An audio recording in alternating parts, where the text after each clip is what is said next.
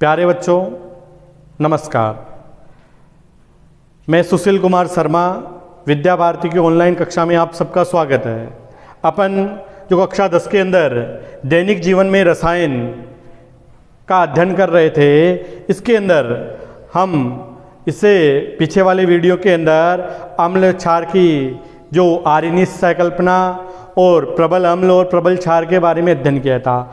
आज अपन इस जो कक्षा के अंदर जो दुर्बल अम्ल और दुर्बल क्षार और ब्रोस्टेड एंड लोरी संकल्पना के अनुसार अम्ल और क्षार क्या होते हैं उनके बारे में अध्ययन करने वाले हैं।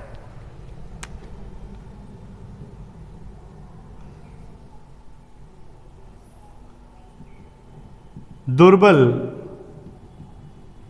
अम्ल और दुर्बल क्षार। दुर्बल जो प्रबल अम्ल की हमने परिभाषा पढ़ी है या प्रबल क्षार की जो परिभाषा पढ़ी है उसी प्रकार की कि यानी इस प्रकार के अम्लीय पदार्थ जो जलीय विलयन में पूर्णतया आयनित नहीं होते हैं, पूर्णतः आयनित नहीं होते हैं, तो उन्हें दुर्बल अम्ल कहते हैं। और ठीक इसी प्रकार की परिभाषा की क्षार से संबंधित है कि ऐसे क्षारीय पदार्थ जो जलीय विलयन में पूर्णतया आयनित नहीं होते हैं, उन्हें दुर्बल क्षार कहते हैं। इनके भी कुछ महत्वपूर्ण उदाहरण हैं। जो दुर्बल अम्ल है इसका उदाहरण आता है जैसे एसिटिक अम्ल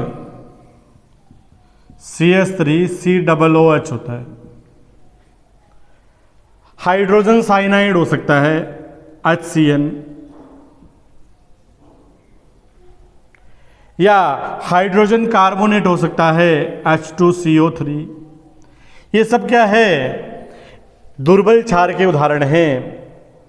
इसी प्रकार से जो दुर्बल अम्ल के उदाहरण हैं, इसके बाद में है दुर्बल क्षार। इसके अंदर आता है जैसे अमोनियम हाइड्रोक्साइड NH4OH, या मैग्नीशियम हाइड्रोक्साइड MgOH का होल ट्वाइस। इसको मैग्नीशियम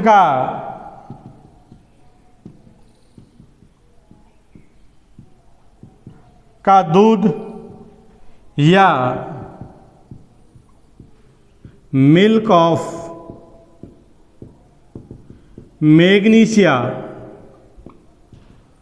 भी कहते हैं। यानी मैग्नीशियम जो हाइड्रोक्साइड है इसको मैग्नीशियम का दूध या मिल्क ऑफ मैग्नीशिया भी कहा जाता है। तो इस प्रकार से जो प्रबल अम्ल, प्रबल क्षार, दुर्बल अम्ल, दुर्बल क्षार है, ये क्या होते हैं और इनके उदाहरण ये एग्जाम में हैं वो पूछे जाते हैं। तो इनके कम से कम आपको जो दो उदाहरण हैं वो याद होने चाहिए। अब इसके आगे की जो संकल्पना अपन लेते हैं अम्ल क्षार की, जो दूसरी संकल्पना है जो है ब्रोस्टेड लोरी संकल्पना।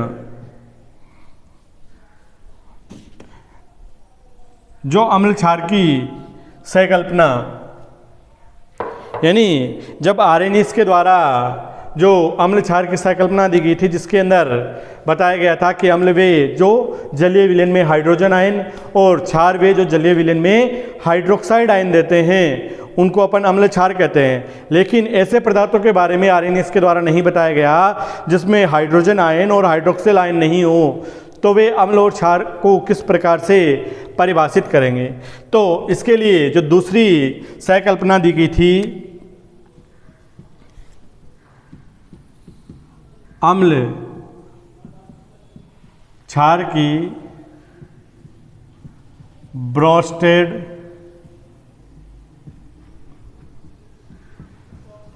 लोरी सहकल्पना,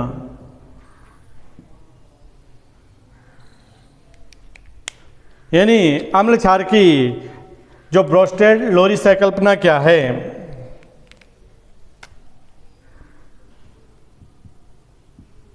कि ब्रोस्टेड लोरी के अनुसार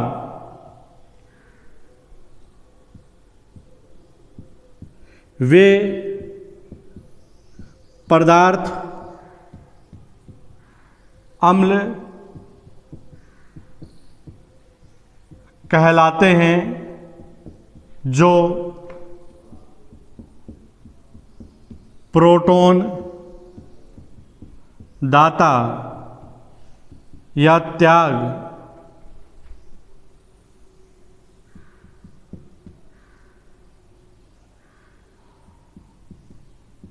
प्रोटॉन दाता या प्रोटॉन का त्याग करते हैं, उनको क्या कहते हैं, अम्ल कहा जाता है।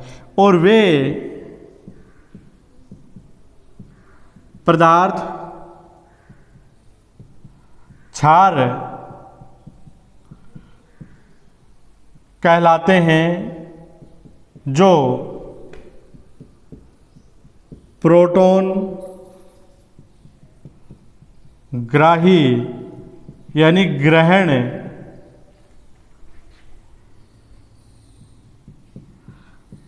करते हैं या प्रोटॉन ग्राही होते हैं, उनको क्षार कहते हैं। यानी ब्रोस्टेड और लोरी सहकल्पना के अनुसार अम्ल वे पदार्थ होते हैं जो प्रोटॉन का दान करते हैं, और क्षार वो पदार्थ होते हैं जो प्रोटॉन ग्राही होते हैं।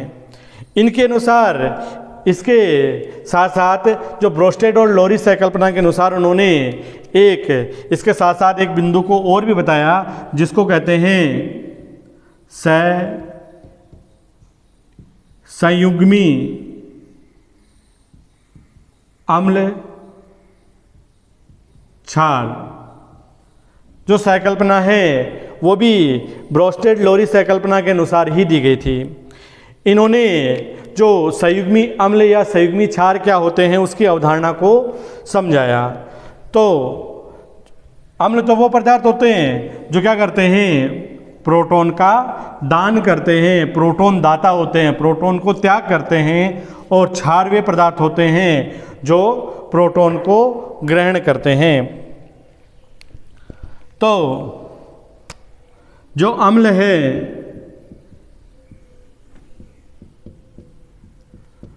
प्रोटॉन त्याग कर जो पदार्थ बनाते हैं उन्हें संयुग्मी क्षार कहते हैं। यानी प्रोटॉन अम्ल है, उसके द्वारा प्रोटॉन त्याग कर जिस पदार्थ का या जिस आयन का, जिस पदार्थ का निर्माण होता है वो पदार्थ क्या कहलाता है, संयुग्मी क्षार कहलाता है। और क्षार प्रोटॉन ग्रहण कर जो पदार्थ के रूप में कोई भी अणु, परमाणु, आयन आदि हो सकते हैं, बनाते हैं, उन्हें संयुग्मी अम्ल कहते हैं। तो संयुग्मी क्षार क्या है कि जो प्रोटॉन अम्ल होते हैं जो प्रोटॉन का त्याग करते हैं और जिस पदार्थ का निर्माण करते हैं वो क्या कहलाता है, संयुग्मी क्षार। और जो क्षार होते हैं जो प्रोटॉन को ग्रहण कर जिस पदार्थ का निर्माण करते हैं वो क्या कहलाते हैं, संयुग्मी अम्ल। जैसे एक संकेत के द्वारा, जैसे Ha+B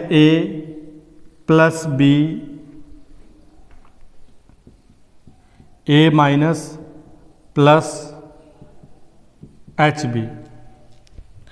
अब यहाँ पर जो एक संकेत दिखा रखा है जिसमें Ha, यहाँ H है वो एक प्रकार से हाइड्रोजन आयन है।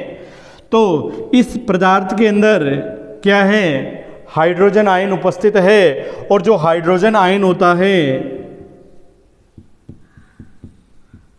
हाइड्रोजन आयन, इसको मैंने भी आपको जो आरएनए से सहकल्पना में बताया था कि इसको हाइड्रोजन आयन या मुक्त प्रोटॉन भी कहते हैं। तो हाइड्रोजन आयन क्या कहलाता है, मुक्त प्रोटॉन कहलाता है।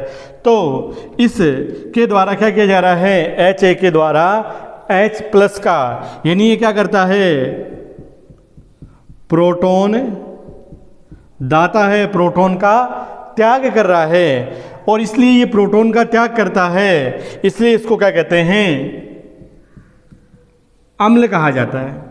और इसके द्वारा जब प्रोटॉन का त्याग होता है तो इसमें से एक Ha ऋणायन है वो प्राप्त हो रहा है, यानी इसके प्रोटॉन दान करने के पश्चात क्या बन रहा है, Ha ऋणायन बन रहा है। तो ये क्या कहलाएगा, इसका संयुग्मी क्षार कहलाता है। इसी प्रकार से जो B है वो क्या कर रहा है, इस Ha के द्वारा जो प्रोटॉन को त्याग किया जा रहा है, इस B के द्वारा उस प्रोटॉन को ग्रहण किया जा रहा है। और जो प्रोटॉन को ग्रहण करता है, लेता है, उसको अपन क्या कहते हैं, ये क्या है, प्रोटॉन ग्राही है, प्रोटॉन को ग्रहण कर रहा है, इसलिए इसको अपन क्या कहेंगे, क्षार। और जैसे ही ये प्रोटॉन को ग्रहण करेगा, ग्रहण करने के पश्चात जो बनेगा Hb+ जो बन रहा है, इसको अपन क्या कहेंगे, ये इसका क्या कहलाएगा, संयुग्मी अम्ल कहलाता है। इसको अपन एक उदाहरण लेते हैं इसके अंदर।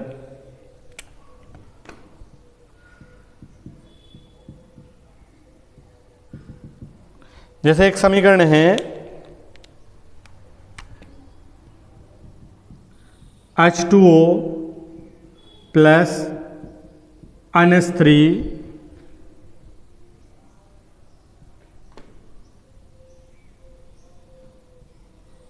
और इसके अंदर जो अभिक्रिया होती है तो इसमें NH4+ + OH-।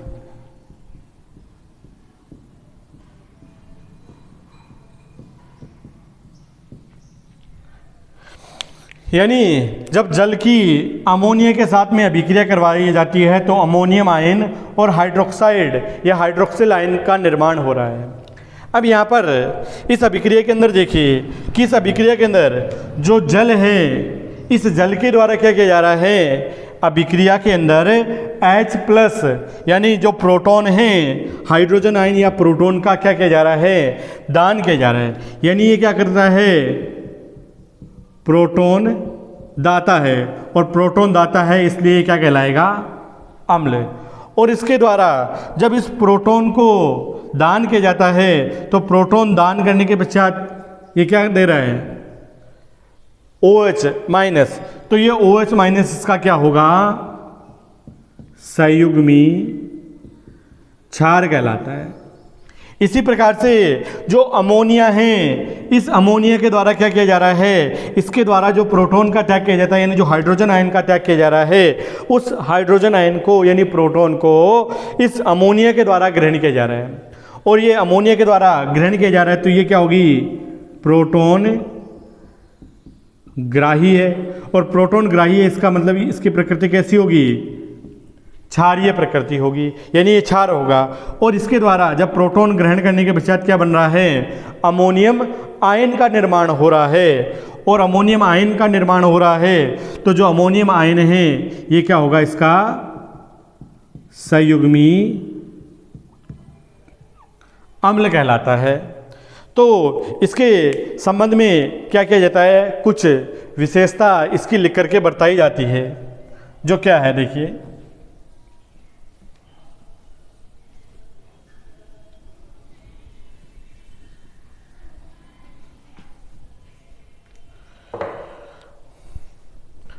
कि जो ये रासायनिक समीकरण दे रखी है, इस समीकरण के अंदर देखिए कि जो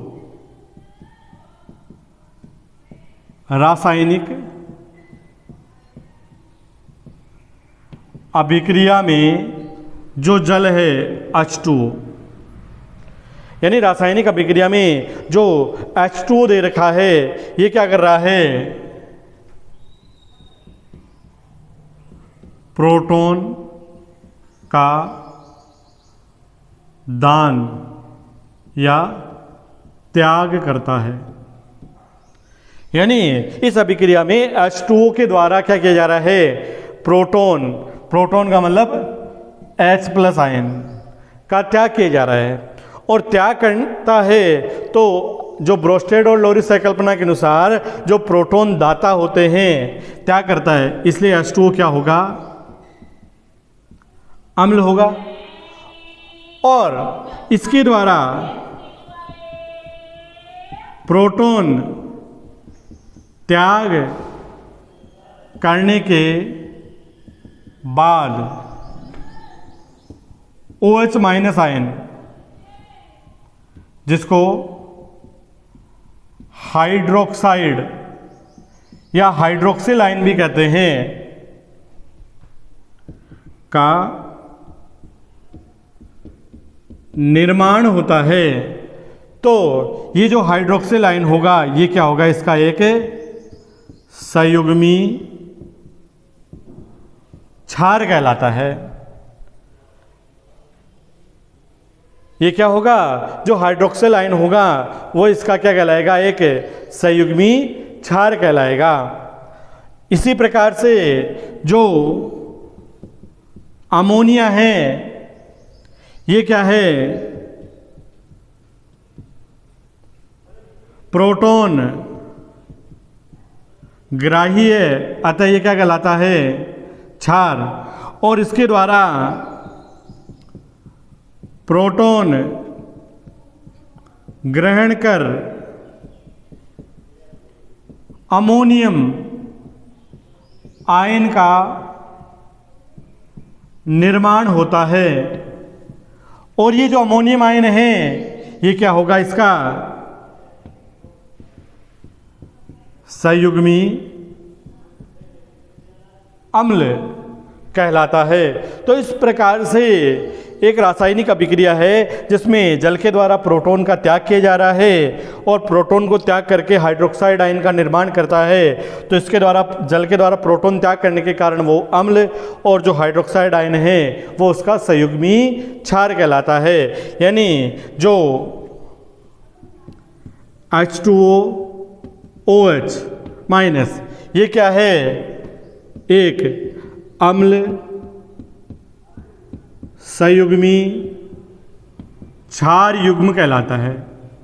यानी इन दोनों को सम्मिलित रूप से, यानी जल और हाइड्रोक्साइड आयन है, इन दोनों को सम्मिलित रूप से क्या कहलाता है, अम्ल संयुग्मी क्षार युग्म है, वो कहलाता है। इसी प्रकार से जो अमोनिया है, उस अमोनिया के द्वारा प्रोटॉन ग्रहण करके और वो अमोनियम आयन का निर्माण करता है। तो इसके द्वारा प्रोटॉन को ग्रहण किया जा रहा है और अमोनियम आयन का निर्माण होता है। तो जो अमोनिया है वो प्रोटॉन को ग्रहण करने के कारण क्षार, और ये इसका क्या कहलाएगा, क्षार संयुग्मी अम्ल कहलाता है। तो इस प्रकार से इसका एक उदाहरण और बताते हैं आपको। जैसे एक रासायनिक अभिक्रिया है,